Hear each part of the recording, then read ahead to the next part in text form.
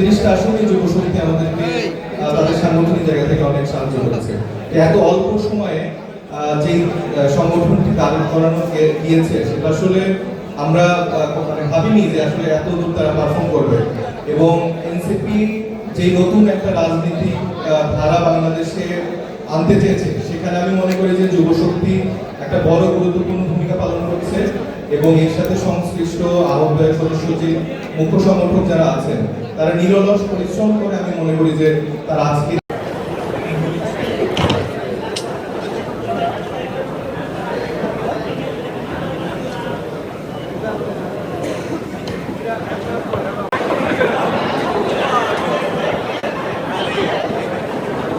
গার্লফ্রেন্ডের কাছে তরুণদের বলে তুমি আমাকে কবে বিয়ে করবা, তরুণ বলে যে আমার পকেটে টাকা নেই।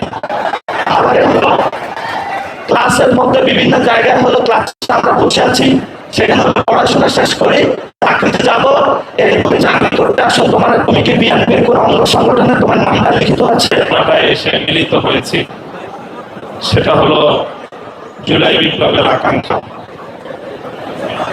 বাংলাদেশে একটি গণভোট হয়ে গেল। আমরা চেয়েছিলাম গণভোটটা আগে হোক, সংসদ নির্বাচনটা পরে হোক।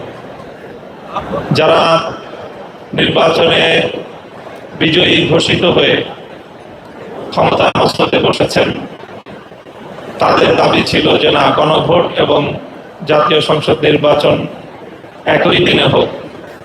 তখনই আমরা সন্দেহ করেছিলাম জুলাই সনদ নিয়ে এই ক্ষমতাসীন মহলের তাদের অসৎ কোনো উদ্দেশ্য থেকে থাকতে পারে।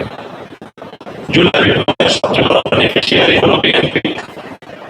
ক্ষমতায় গিয়ে জুলাই সনদের ব্যাপারে, জুলাই সনদ বাস্তবায়নে তারা যে গড়িমসি করছে, আমি মনে করি জুলাই বিপ্লবের সাথে গাদ্দারি এবং বিশ্বাসঘাতকতা। আমাদের সঙ্গে গাদ্দারি করলে তারা কোনোদিনও সফল কাম হতে পারবে না। আমরা বাংলাদেশ জাতীয় যুব শক্তির সুযোগ্য নেতৃত্ব জুলাই গণঅভ্যুত্থান এবং তৎপূর্ববর্তী বাংলাদেশে গণতান্ত্রিক আন্দোলনে, ফ্যাসিবাদ বিরোধী আন্দোলন এবং আধিপত্যবাদ বিরোধী আন্দোলনে তারা গুরুত্বপূর্ণ অবদান রেখে এসেছেন। তাদের সেই অভিজ্ঞতা, লিগেসি এবং রাজপথের সংগ্রামের যেই অভিজ্ঞতা হয়েছে, সেটা আগামীর বাংলাদেশে আমাদের জন্য কাজে আসবে বলে আমরা প্রত্যাশা রাখি।